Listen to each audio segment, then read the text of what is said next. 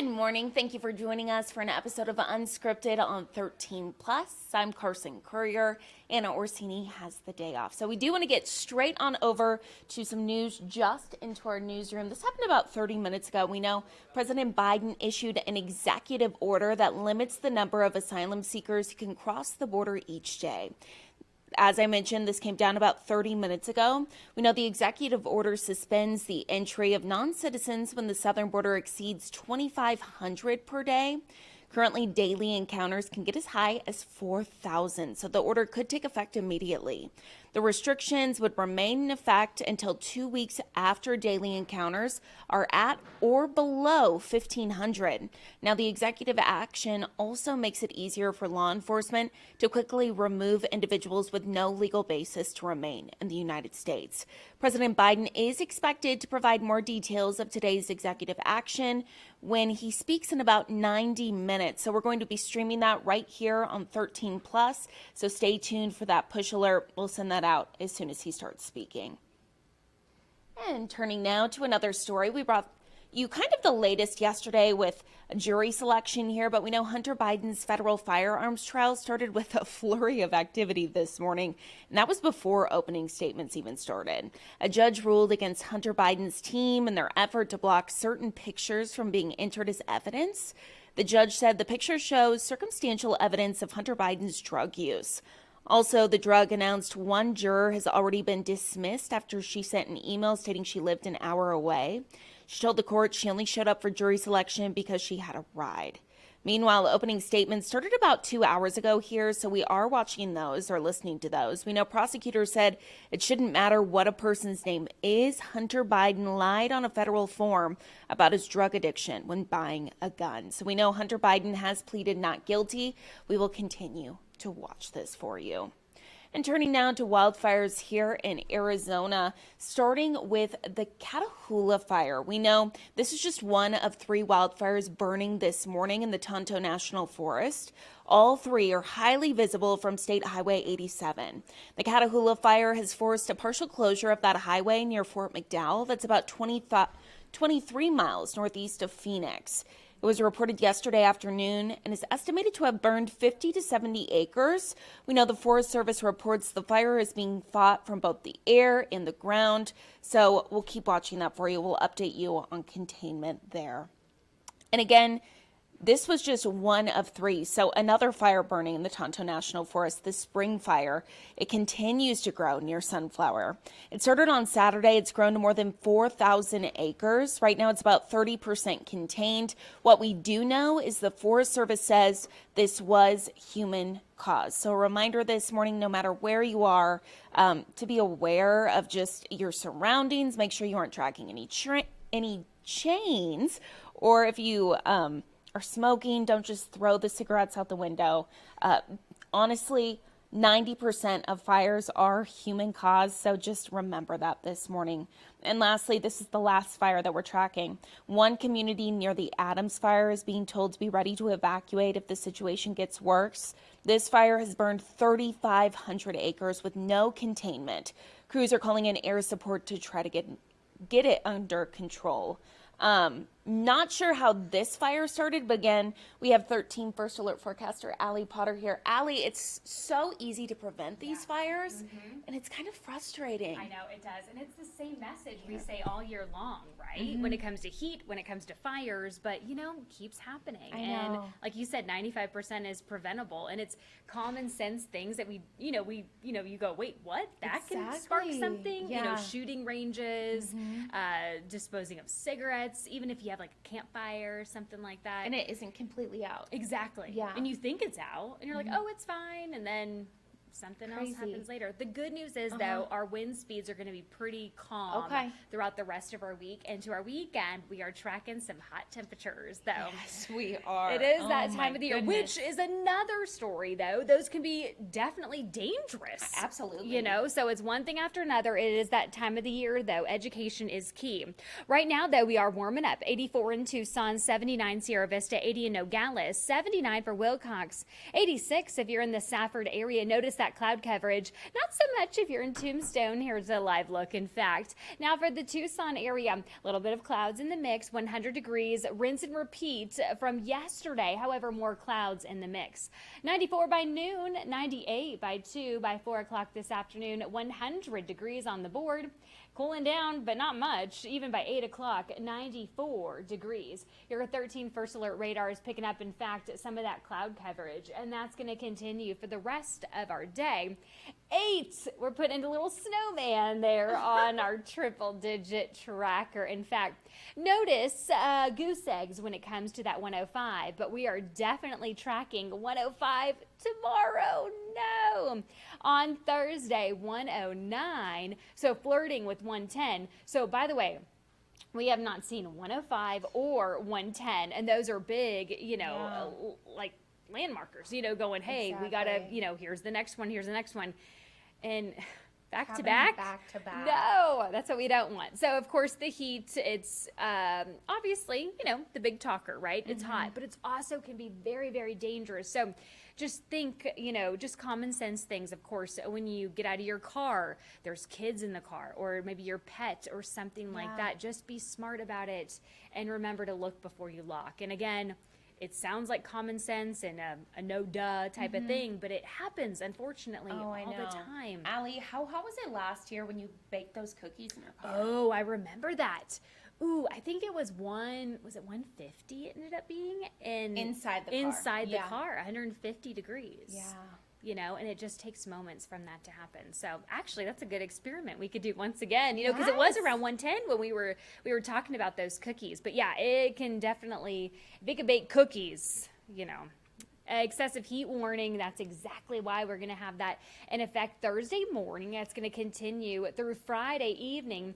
Temps 105 to 111. Yes, this does include southern Arizona as a whole. Some action to take again. Simple things, but they're so important though. And not just on Thursday or Friday, but really just all summer long. In fact, know your limits. Maybe take that morning jog a little bit earlier in the morning, later at night. Drink plenty of water. And if you're thirsty, you're already reaching dehydration. And of course, don't forget that sunscreen and reapplying is key, of course. It's all because of this high pressure that's building. It's going to bring us 105, eventually near that 110 degree mark. And that's going to continue. But the good news is, though, we are tracking a cool down. And when I say cool down, it's 100 degrees, but we'll take it, right? Yeah, 10 we'll take degrees, it. huge difference. We are also tracking some thunderstorms. Now, I wouldn't be surprised if we see lightning versus rain, but there is still a 10% chance for rain on the board. But again, lightning, a big concern, though. Any little spark can cause a wildfire, unfortunately.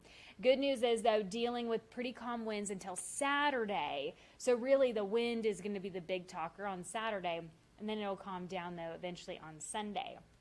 Today's forecast, a little bit of clouds in the mix. But again, very similar to what we saw yesterday. 92 Nogales and Sierra Vista, 94 Douglas, 100 degrees for the Tucson area. We also have first alert action days in place Thursday and Friday due to that excessive heat warning. 109 and 108 can be very dangerous when it comes to those temperatures. We do have a 10% chance, though, for those thunderstorms Friday into Saturday, and that cool down as well in the lower 100s. Oh my goodness. Wow. Okay, so we just got to get through Thursday and Friday. Yes. Then a little relief in sight. Yes. We'll take it. And fingers crossed, maybe we can get a little bit of sprinkles. rain. Just a little bit. We're Yeah. not asking for much. No, we just want to cool down just a little bit. Right. Come on now. Perfect. Thank you so much. You're so Allie. welcome.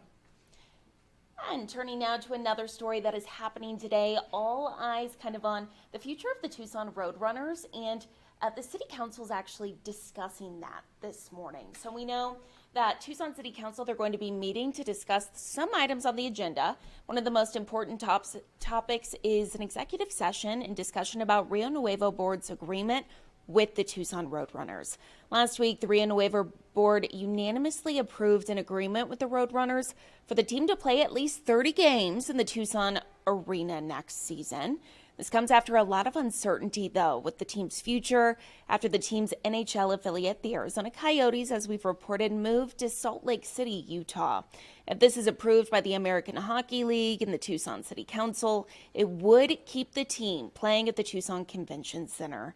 Under the agreement, Rio Nuevo will pay $180,000 annually toward the Roadrunners rent at the TCC. They'll pay up to $60,000 annually for office expenses to keep staff in Tucson, and they will drop the $2 surcharge on ticket prices that Rio Nuevo was using to offset the $3.2 million it spent to upgrade the arena. So the 72-game AHL regular season schedule, that will be released next month.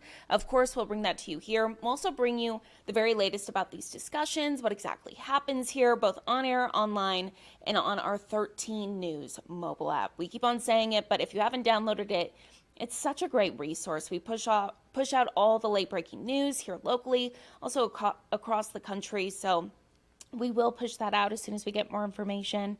So again, just make sure to download the 13 News app. And turning now to more sports here at home. Some good news for folks who are interested in soccer or maybe 5v5. We know that's becoming very popular here at home, really across the country. And with these temperatures that we've been experiencing, going to be experiencing throughout the summer, a lot of folks excited about a new indoor soccer facility that is in the works this morning. So our very own 13 News reporter Jack Cooper has more on when you can expect those doors to open. And it's really cool. He has a look inside and what that's going to look like. So we'll toss it on over to him. Originally, the plan was for this building to be ready for summer of this year, but after some snags, it's going to take a little bit longer, take a couple of more months. You can see here behind me, there's still a little ways away from actually getting everything ready to go. So it should be by fall of this year is when the building should be ready, and it should open up and you'll be able to play soccer inside. And this is what the place is going to look like when they're all done. There will be 2 small fields used primarily for 5v5 games. There's going to be leagues, pickup games, and even lessons for the kids. The leagues are going to last 10 weeks, and at the end there's going to be playoffs. I spoke with the owners, and they tell me this is something they've been working on for over a year and a half after Tucson Indoor Sports stopped doing indoor soccer. It's so exciting, and I can imagine it's only going to get more and more unreal as the place comes together and we get to see everything in action. It's so cool. I just hope it really grows into a place where not only are you going to come play soccer, but people want to come and just kind of hang out and be there and be around the entire environment. Now, I'm told this is one of the fastest growing sports in the entire country, 5v5 soccer. Especially here in southern Arizona, it's going to be very popular. We know how hot it gets outside. So somewhere you're able to go inside, play some soccer, even just hang out if you want to do that. Again, everything should be ready to go by fall of this year. We'll be sure to follow along construction and update you along the way. Reporting on the Northwest Side, I'm Jack Cooper, 13 News.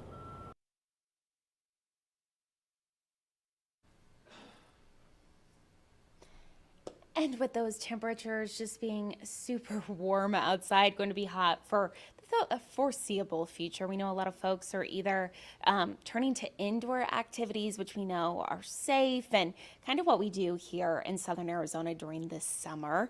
But a lot of kids turning to social media, going to be playing more video games, going to be on their phones a lot more.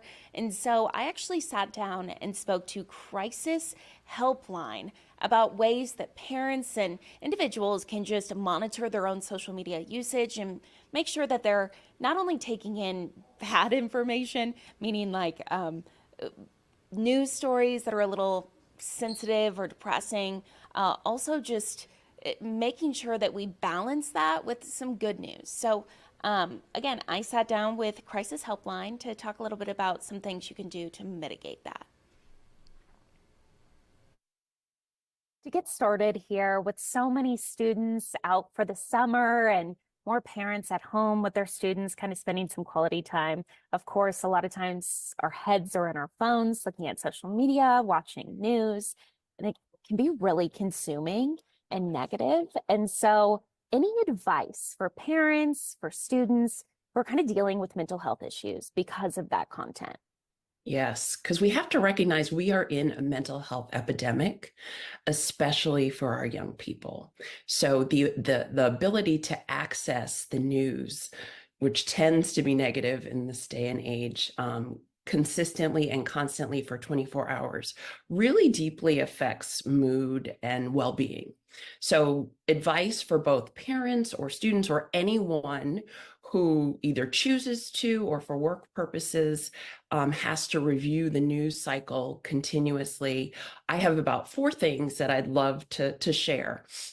First would be listen to your body, right? So if we're looking at a news program or we're even reading about the situation at home or abroad, if your body feels tense and tight and you get chest pain or feel sweaty, that's a signal, right? So follow those signals and take a break and do something that will will help to relieve your stress.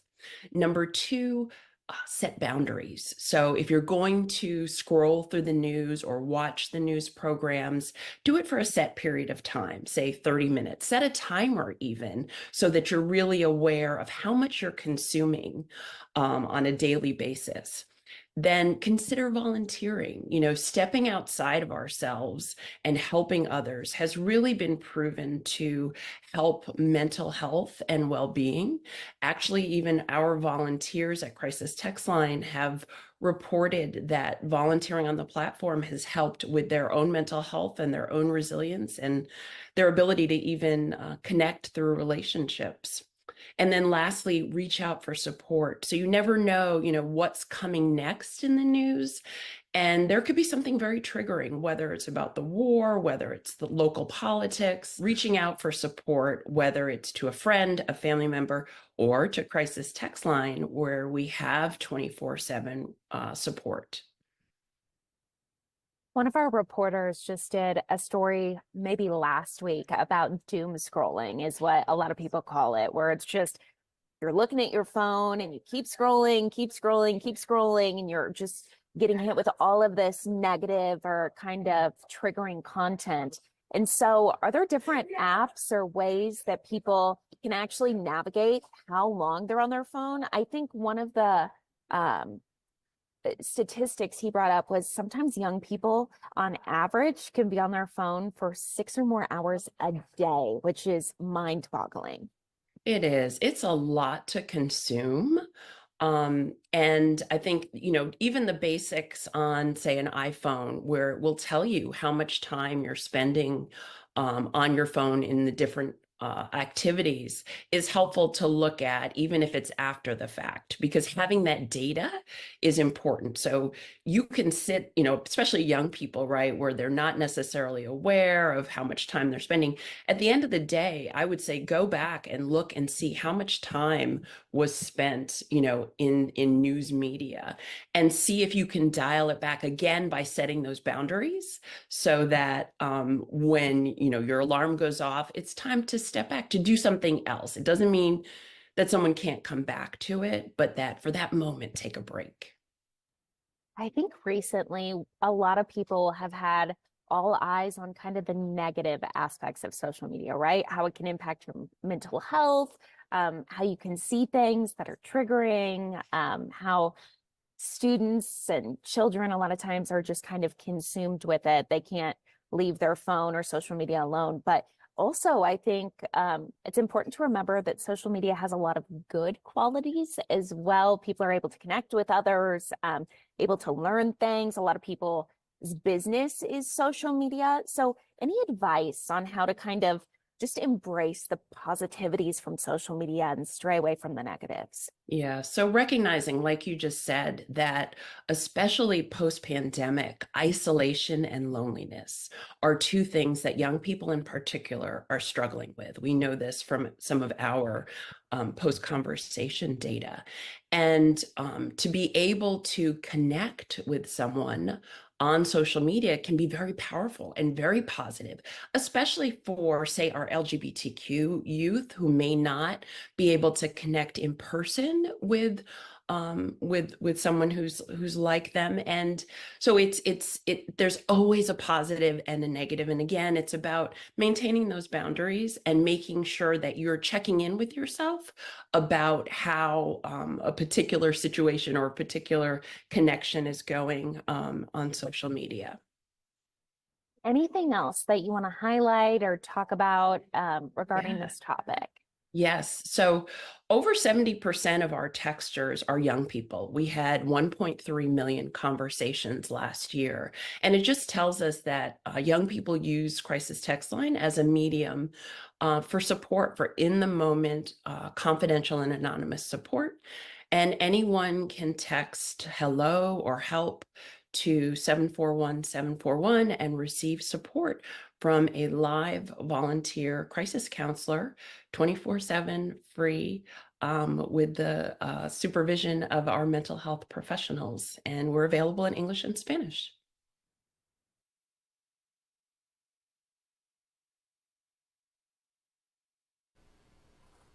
So again, you can see that number there on your screen.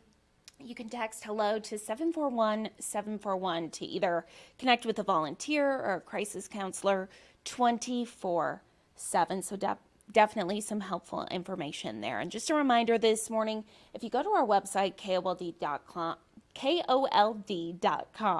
and you click on the news tab and then go down to Unscripted on 13 Plus, here you can see all of the different interviews or stories that Anna and I have done, whether that be live interviews or recorded interviews. So if you ever want to go back and watch this piece or another piece, yesterday I know we had on folks from the Tucson Rodeo Committee about their 100-year anniversary parade. So definitely head here, a great resource, and also just entertaining. Some of the interviews that we've had are really fun to watch. So again, KOLD.com, click on the news tab, and then Unscripted on 13 Plus. We will leave you with a live look outside from Mount Bigelow this morning. Looking a little hazy out there. Definitely going to be a warm day. Looking to hit triple digits, sitting at around 100 degrees, but going to be getting much warmer throughout the week. So get out there and enjoy it, but be safe, everyone. Make sure to drink plenty of water, as Allie mentioned. And don't stay outside for too long. Make sure to take breaks and wear your sunscreen. So thank you so much for watching this episode of Unscripted on 13 Plus. We'll see you here tomorrow.